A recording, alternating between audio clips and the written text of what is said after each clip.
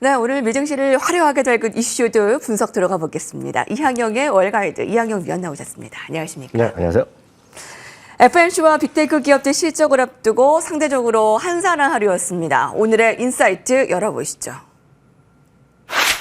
빅테크의 재진입 시점은입니다. 아무래도 지난주에 빅테크 하락 터널이 있었고 이번 주에 실적 시즌 중심에 있기 때문에 지금 시점에서 가장 궁금한 질문이 아닐까 싶은데요.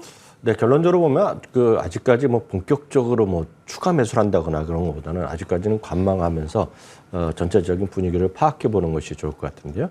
그런 관점에서 최근의 흐름 상황을 다시 한번 되짚어 볼 필요가 있겠습니다. 7월 11일 고점으로요. 소위 매그 7 주식이요. 탑 7 여러분들 좋아하시는 딱 그것들입니다. 그것들이 하락 조정을 좀 보이고 있습니다. 지난주에 공식적으로 10% 하락 고점 대비 하락하면서 이제 조정 국면이 들어갔다고 말씀드렸습니다. 네. 미국 시간을 보면 수요일자로 이제 들어갔습니다. 시가총액은 무려 1조 5천억까지가 이제 줄어들었는데요. 지난 주말 이제 PC가 발표하면서 어제도 정리드렸다시피 딱 기대 수준은 나왔거든요. 그러다 보니 지금 월가의 대체적인 투자가들이 베팅하는 것은 금년 9월부터 첫 번째 금리 인하. 물론 이번 주에 금리 인하면 좋겠지만 아마 그거보다는 금리 인하에 대한 강력한 시사 정도가 나오지 않겠냐라는 시각이 다분하겠고요. 여하튼 9월부터 시작해서 내년 1월까지 4번의 FOMC가 열리는데 4번 스트레이트로 금리를 인하할 것이라는 기대감이 지금 확산돼 있다. 그런 관점에서 시장에서의 좀 이제 빅테크도 다시 한번 올라가고 이런 것들이 전반적으로 올라갈 수 있겠느냐라는 그런 생각을 하는 분들이 있습니다. 그렇지만 여전히 시장에 대해서는 긍정론자와 약세론자가 엇갈리는 시간관을 보이고 있는데요. 긍정론자 입장에서 보면 다분히 저희도 마찬가지 생각인데요. 이제 시장은 매도는 그만하고 이제는 다시 적극적으로 매수할 타임이다라는 그런 시각이 분명히 있겠습니다. 그리고 이번 실적 시즌에서 그런 것들이 주가 반등에 모멘텀이 있을 것이라는 그런 기대감이 분명히 있습니다. 다만요, LPL 파이낸셜 같은 경우에서 이런 일을 하고 있습니다. 소위 소프트 랜딩의 가능성이 더 높아지는 건 분명히 사실인데요. 그만큼 시장에서의 적극적 이번 실적 발표로 인해서 네. 주가의 반등에 적극적인 모멘텀이 될 정도까지는 아닐 것이다 라는 얘기를 하고 있겠고요. 크로스마크 글로벌 인베스트도 비슷한 얘기입니다. 기술주 주식 섹터에서요. 매수 기회가 있을 것이라고 생각은 하지만 조정이 아직 끝났다라고 확인하기는 쉽지 않다라는 얘기를 하고 있겠고요. D.A. 데이비슨도 이번 주 실적 발표에 빅테크의 실적이 기대 이상 나올 가능성이 크다라고 얘기를 하고 있습니다. 그렇지만 조정이 아직 끝나지 않았고 앞서도 말씀드렸던 비슷한 논조인데요. 적극적으로 지금 주가의 반등에 큰 계기가 되진 않을 거란 얘기하고 있습니다. 그보다 더 큰 것 중에 하나는 역시 뱅크 오브 아메리카 같은 경우에서 소위 계절적 특성을 얘기하고 있습니다. 7월엔 상당히 이제 좋게 끝나는 것이 어찌 보면 당연한데 이번에 막판에 하반기에서 7월 하순에 약간 쉬고 있는데요. 8월은 좀 전통적으로 좀 좋지 않았던 얘기를 많이 하고 있겠고요. 특히 8월, 9월, 특히 선거 전에 보면 9월, 10월 날 좋지 않았었거든요. 네. 그러다 보니 흔히 얘기해서 변동성 지표가 올라갈 수 있다라는 과거의 경험을 얘기하면서 적극적으로 지금 시장 대응보다는 지금 뭔가 좀 눈치 보면서 쉬어야 된다. 그러면서 다른 쪽으로 가야 된다는 얘기를 하고 있습니다. 그 다른 쪽이 바로 여전히 얘기하는 중소형주를 얘기하는 사람이 꽤 많이 있다라고 보셔야 되겠습니다. 중소형주가 많이 올라간 것 같죠. 특히 이제 7월 10일 정도 이후에 조금씩 바뀌고 있는데요. 네. 지금 그림을 보시면 S&P 500을 제외하고 나스닥과 지금 소위 나스닥 100이요. 나스닥 100 흔히 얘기하는 QQQ랑 러셀 2000의 올해 반등폭이 거의 비슷해졌습니다. 지금 그만큼 러셀 2000이 많이 반등했다는 의미가 되겠거든요. 그러니까 중소형주가도 분명히 지금 반등을 하고 있고 상당 부분 왔지만 여전히 다른 거에 비해서는 다른 것들이 사상체 올해 엄청 많이 자주 갔는데 러셀 2000 아직도 10% 정도 사상체 효과 여유가 있기 때문에 물론 많이 반등했지만 여전히 상승 여력이 있다는 주장이 분명히 있습니다. 다만 시장에서 말씀드렸다시피 특정 섹터나 이런 여러 가지 의견이 있고 여러분들도 주가에 대한 자신감이 지금 많이 약간은 줄어들어 있기 때문에 특정 섹터나 스타일의 어떤 과감한 어떤 방향성을 예측하고 한쪽으로 몰려가기에는 지금 쉽지 않다라고 보고 있습니다. 그런 관점에서 여전히 벤치마크를 중심으로 한 분산 투자를 적극적으로 좀 해두시는 것이 시장의 변동성 확대에 대비하는 길이라고 보여지겠고 혹시 그럼에도 불구하고 주가가 올라가면 벤치마크로도 충분한 수익이 날 수 있다는 생각 갖고 있습니다. 그러면 벤치마크의 가장 일반적인 것은 S&P를 추종하는 뭐 SPLG나 SPY 같은 것이 되겠고요. 이 방송을 보신 분 중에서 좀 젊은 쪽에 들어서 갖고 좀 더 성장 쪽을 원하시면 나스닥 100을 추종하는 QQQ 이런 것들이 가장 무난합니다. 다만 많은 분들이 이 방송을 보시는 분들 그 제가 봤을 때는 80~90%는 성장주 워낙 비중이 많이 갖고 계시기 때문에 그런 분들은 뭐 QQQ나 이런 기술주를 더 사시기보다는 SPY에 밸류를 나타내는 V가 붙어 있는 SPY V라는 ETF가 있습니다. 이게 $50 남짓하거든요.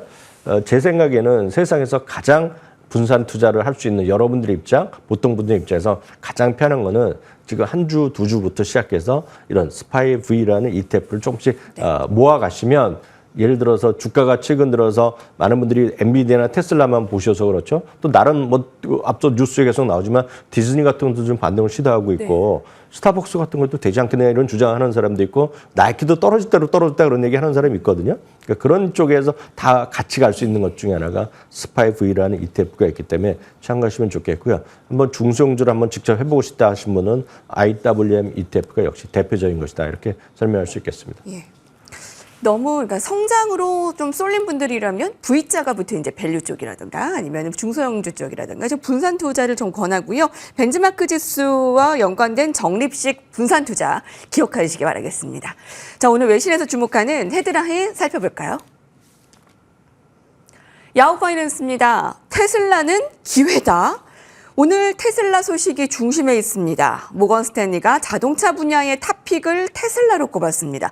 흥미로운 건 전기차 탑픽이 아니라 자동차 전체 분야의 탑픽. 포드에서 테슬라로 이제 바꾼 거에 대해서 되게 의미를 오늘 두더라고요. 네, 오늘 그 테슬라 얘기를 많이 들으실 것 같습니다. 아마 국내 주식 하시는 분들도 테슬라가 반등했으니 우리나라 그런 것도 뭐 비슷한 것들 주변의 것도 반등할 수 있다 얘기를 하고 있는데요.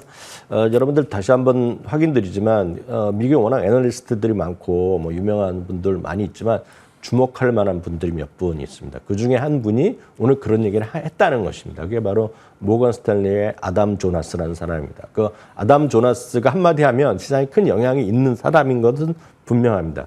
이분은 지금이야 또 엄청 가장 불리시하게 보는 사람입니다. 이분은 목표 주가를 바꾼 적은 없습니다. 목표 주가 지금 $310입니다. 많은 분들 $310만 가면 엄청 좋아할 것 같지만 지금 여하튼 $310를 오늘 더 올린 건 없습니다. $310 제시하고 있고요. 아담 조나스는 지금 2017년, 18년 한때는 이 테슬라가 그 당시 가격으로 주가 뭐 $30 갈 수 있다. 테슬라 망할 수도 있다를 얘기했던 진짜 우리말로 보면 엄청나게 비판했던 사람입니다. 그래서 이제 그 당시에 지나고 나니까 기억하시는지 모르겠지만 일론 머스크가 그 당시에 어려웠던 시기 그 당시에 기억하실 분은 계시지만 대마초 피워갖고 또 한때 사회적 이슈를 됐던 시기인데요. 그때 정말 어려워갖고 그 당시에 팀 쿡한테 이메일을 보냈다는 겁니다. 그 일론 머스크가 직접 한 얘기입니다. 나중에 훗날에 얘기한 건데 그 당시에 팀 쿡한테 이메일을 보내서 테슬라를 인수를 요청했었다고 얘기했던 시기입니다. 그때. 그러니까 그만큼 어려웠던 시기죠. 테슬라가.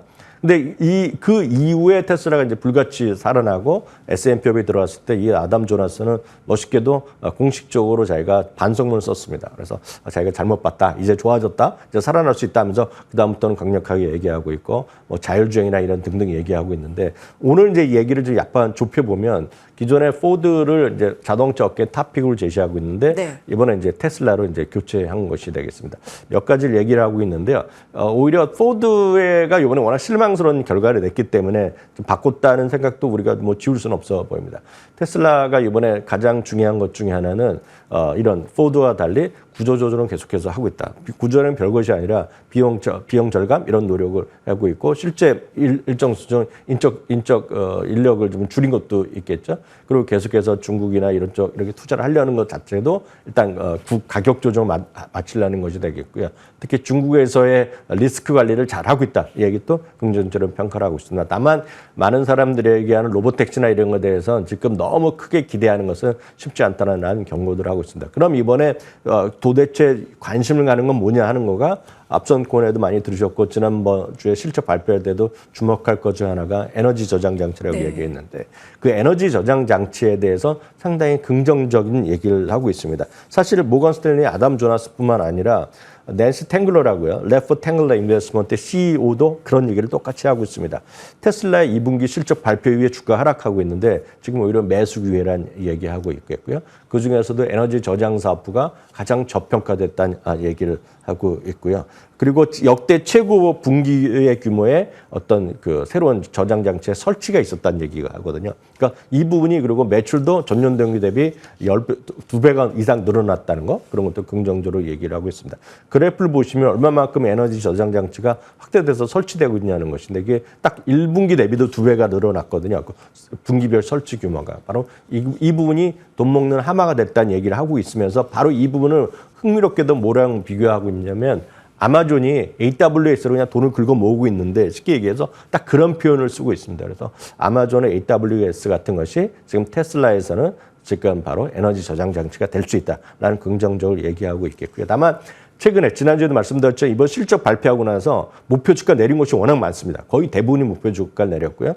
딱 한 곳, 캔터 피처제럴드라는 곳에서는 앞서 비슷한 얘기를 하면서 목표 주가를 230에서 240으로 소폭 올리게 됐는데 딱 한 곳밖에 없습니다. 그래서 이 부분은 분명 오늘 아담 조너스가 엄청 긍정적 얘기를 했지만 뭐 목표 주가를 올린 건 아니고 기존의 그분의 시각을 그대로 유지했다라는 정도 이해하시면 좋겠습니다. 네. 대신 포드에게는 좀 부정적인 소식이 되겠네요. 예, 아담 조너스의 영향력 있는 전략가의 긍정적인 뷰였고요. 다 테슬라 주주들에게 오늘 주요한 소식이 아닐 수 없습니다. 자, 다음 외신 헤드라인 보겠습니다. CNBC입니다. 실적 발표 전에 투자. 예, 앞서서 빅테크 재진입 시기와 좀 일맥상통이 될 수도 있겠는데요. 앞서 근데 이번 주 실적이 뭐 큰 반등 모멘텀이 뭐 되기는 뭐 쉽지 않다는 의견을 좀 주셨잖아요. 네. 네. 뱅크 아메리카는 이제 그런 관점에서 주식을 그럼 어떤 걸 좀 봐야 되느냐. 네. 그러면 다시 말씀드리면 빅테크 충분히 갖고 있는 분은 그 별로 관심 안 가져도 되겠고요. 빅테크 상대적으로 부족한 분 그리고 딱 봤을 때 테슬라나 엔비디아만 집중되신 분은 워낙 많으신 분들의 관점에서 보면 그런 것도 여전히 좋겠지만 추가 매수보다는 마이크로소프트나 애플, 마이크론 테크놀로지, 소파이어 그리고 쇼피파이 그리고 SE 같은 것들에 대한 관심이 좀 필요하다라는 얘기를 하고 있겠고요. 특히 애플은 이번에 뱅크 오브 아메리카가 목표 주가 올렸습니다. 220에서 256으로 올려놨고요. 쇼피파이는 아예 중립에서 매수로 올려놨다는 정도 여러분들 관심 있게 보시면 좋을 것 같습니다. 예, 뱅크 오브 아메리카에서 선정한 오늘의 그 소식이었습니다. 자, 마지막 헤드라인은 마켓워치에서 준비했습니다.